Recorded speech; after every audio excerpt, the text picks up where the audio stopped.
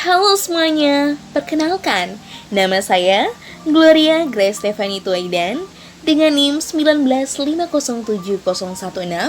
jurusan Biologi, Prodi Pendidikan Biologi, Fakultas Matematika dan Ilmu Pengetahuan Alam, Universitas Negeri Manado. Baiklah, pada saat ini saya akan membuat video pembelajaran tentang apa sih itu sistem integumen pada vertebrata. Langsung aja kita ke pembahasannya. Nah, teman-teman, apa sih itu sistem integumen? Nah, sistem integumen adalah sistem organ yang membedakan, memisahkan, melindungi, dan menginformasikan hewan terhadap lingkungan sekitarnya. Sistem ini seringkali merupakan bagian sistem organ yang terbesar yang mencakup kulit, rambut, bulu, sisik, kuku, kelenjar keringat, dan produknya yaitu keringat dan lendir. Kata ini berasal dari bahasa Latin yaitu integumentum yang berarti penutup. Nah, menurut Wikipedia tahun 2010. Selanjutnya, apa sih itu fungsi dari sistem integumen?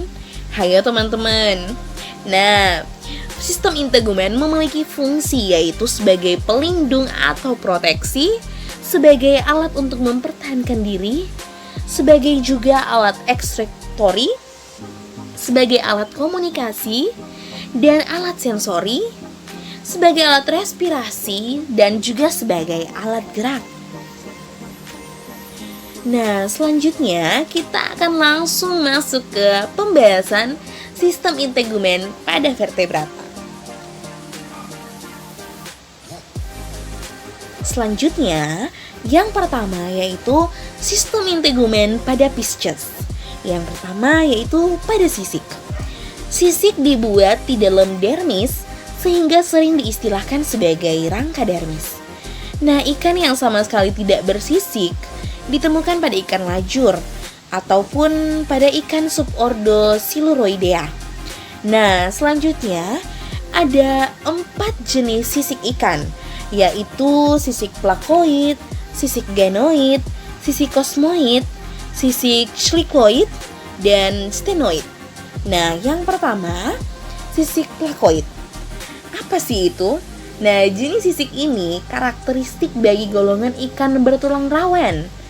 Bentuk sisik tersebut menyerupai bunga mawar dengan dasar yang bulat atau bujur sangkar.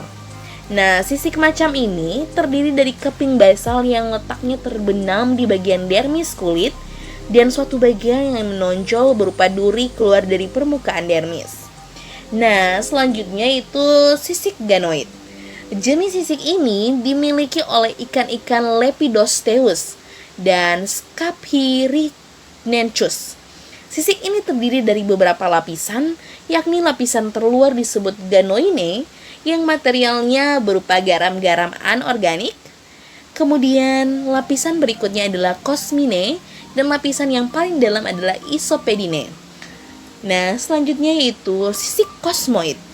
Sisik ini hanya ditemukan pada ikan fosil dan ikan primitif yang sudah punah dari kelompok Crossopterygii dan Dipnoi. Sisik ikan ini terdiri dari beberapa lapisan yang berturut-turut. Dari luar adalah Vitrodentine yang dilapisi semacam enamel, kemudian kosmine yang merupakan lapisan terkuat dan non-seluler, dan yang terakhir isopedine yang materialnya terdiri dari substansi tulang. Selanjutnya yaitu sisik schlickoid dan stenoid. Sisik ini ditemukan pada golongan ikan Teleostei yang masing-masing terdapat pada golongan ikan berjari-jari lemah dan golongan ikan berjari-jari keras. Nah, perbedaan antara sisik schlickoid dengan stenoid hanya meliputi adanya sejumlah duri-duri halus yang disebut steni, beberapa baris di bagian posteriornya. Nah, pertumbuhan pada tipe sisik ini adalah bagian atas dan bawah tidak mengandung dentin atau enamel dan kepipihannya sudah tereduksi menjadi lebih tipis, fleksibel, dan transparan. selanjutnya, yang kedua yaitu lendir. Umumnya, ikan yang tidak bersisik memproduksi lendir yang lebih banyak dan tebal dibandingkan dengan ikan yang bersisik. Ketebalan lendir yang meliputi kulit ikan dipengaruhi oleh kegiatan sel kelenjar yang berbentuk piala yang terletak di dalam epidermis. Nah, kelenjar ini akan memproduksi lendir lebih banyak pada saat tertentu.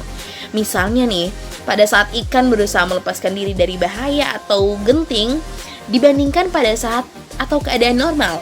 Nah, lendir berguna untuk mengurangi gesekan dengan air supaya ia dapat berenang lebih cepat. Nah, mencegah infeksi dan juga menutup luka. Nah, berperan juga dalam osmoregulasi sebagai lapisan semi permeable yang mencegah keluar masuknya air melalui kulit. Nah, selanjutnya kita akan membahas sistem integumen pada amfibi. Nah, yang pertama itu kulit. Nah, amfibi terbungkus oleh kulitnya yang lembut atau tipis dan bersih, tanpa bulu, tanpa sisik. Kulit ini harus selalu dijaga agar tetap lembab, karena ia cenderung mengering terutama di bagian perut. Nah, keadaan tersebut itulah yang memungkinkan terjadinya pertukaran gas. Bahkan walaupun mereka memiliki kelenjar lendir yang membantu menjaga kelembapan, amfibi harus tetap hidup di daerah lembab. Kulit dari sebagian besar amfibi melindungi mereka dari predator dan memiliki kelenjar racun yang mengeluarkan zat yang tidak nyaman dan bahkan bisa beracun. Nah, ini menurut fakta ilmiah pada tahun 2010. Selanjutnya, sistem integumen pada reptil. Yang pertama yaitu kelenjar keringat. Integumen pada reptilia umumnya juga tidak mengandung kelenjar keringat. Lapisan terluar dari integumen yang menanduk tidak mengandung sel-sel saraf dan pembuluh darah. Bagian ini mati dan lama-lama akan mengelupas. Permukaan lapisan epidermal mengalami karenitinasi. Lapisan ini akan ikut hilang apabila hewan berganti kulit.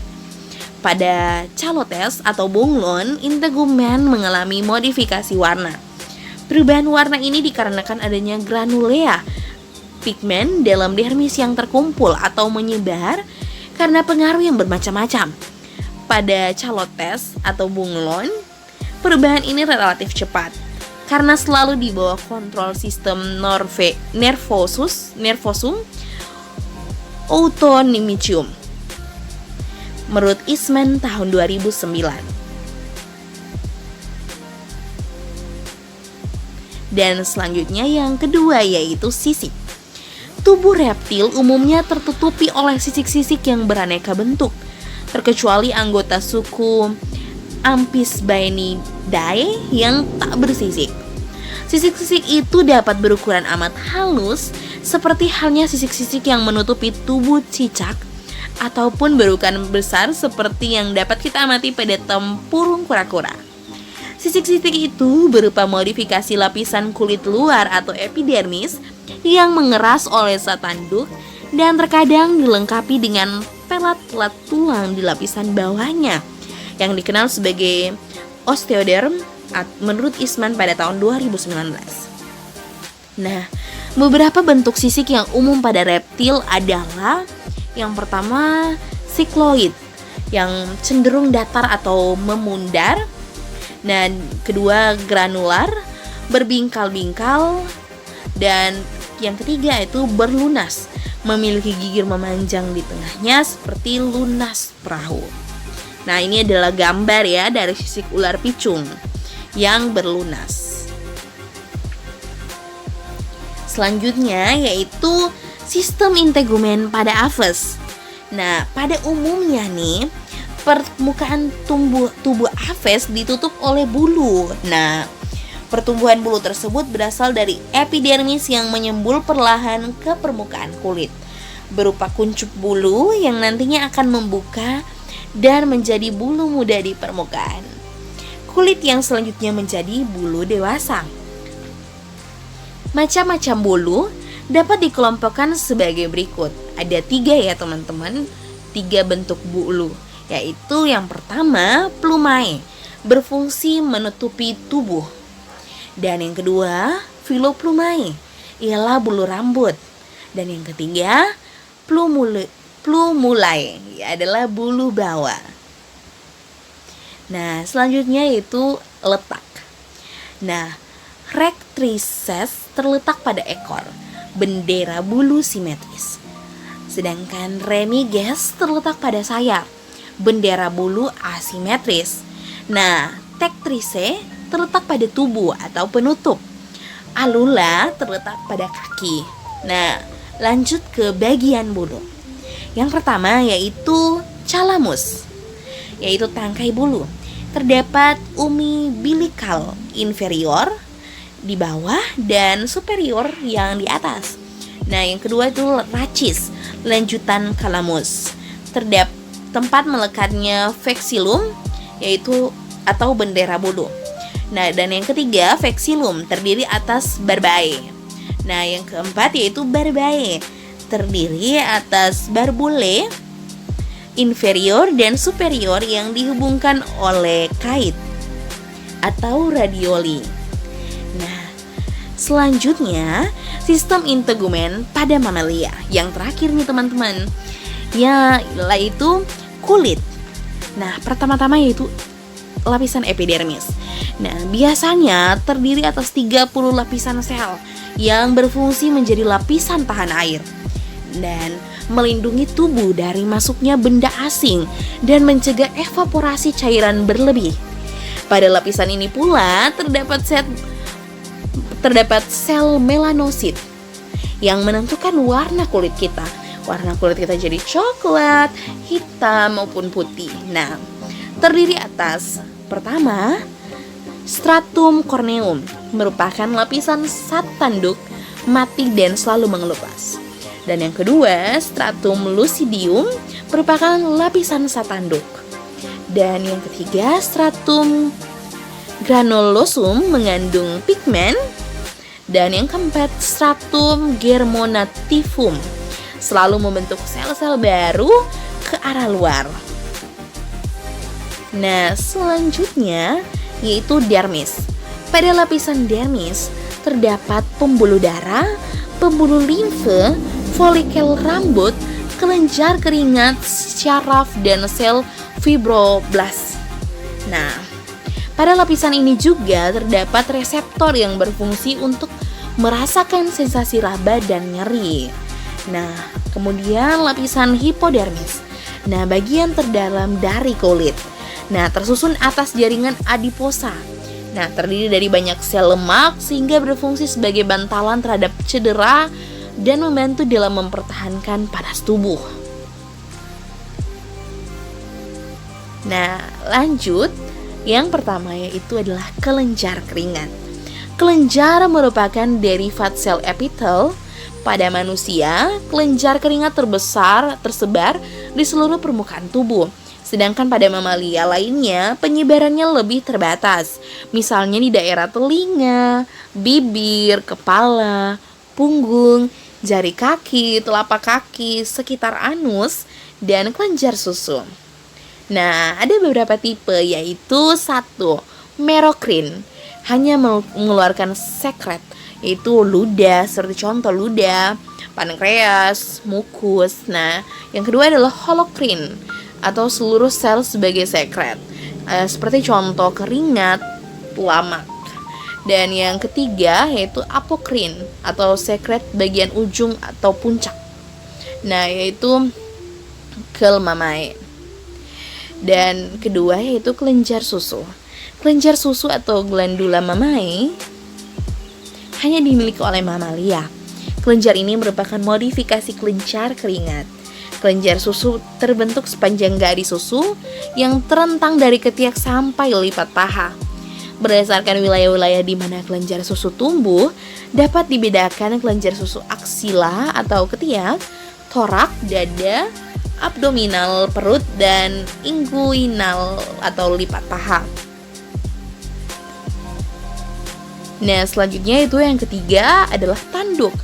Nah, tanduk atau bahan tulang atau zat tanduk terdiri dari yang pertama tanduk kosong, Contohnya itu kambing, domba, kerbau, sapi.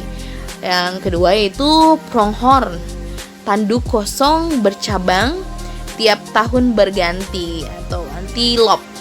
Nah, yang ketiga yaitu cula. Nah, rambut menyatu atau tetap. Ya, contoh ya adalah badak. Nah, itu keempat ya, rangga atau tanduk tulang berganti. Contohnya pada rusa jantan ya. Dan yang kelima yaitu tanduk jerapang. Nah, ini tulang frontal dan permanen. Dan yang keempat itu adalah cakar, kuku, dan telapok. Nah, itu pertama yaitu cakar ya, bagian dorsal atau konveks, biasa runcing ya, bagian ventral. Dan yang kedua itu kuku, biasanya lebar pipi. Nah, ungius lebih lunak, tersusun atas protein yang mengeras disebut keratin. Nah, bagian-bagiannya itu matriks, dinding, dasar, alur, akar, lempeng, lunula, eponychium, hyponychium. Nah, yang terakhir yaitu telapok, unguis, perisai tanduk, lalu cuneus, atau ventral subunguis menanduk. Nah, itulah teman-teman pembahasan tentang sistem integumen pada vertebrata. Terima kasih sudah menonton. Jangan lupa like, comment, share, and subscribe. Dan jangan lupa untuk follow Instagram aku di akun di bawah ini. Terima kasih sudah menonton. Sampai jumpa di video selanjutnya.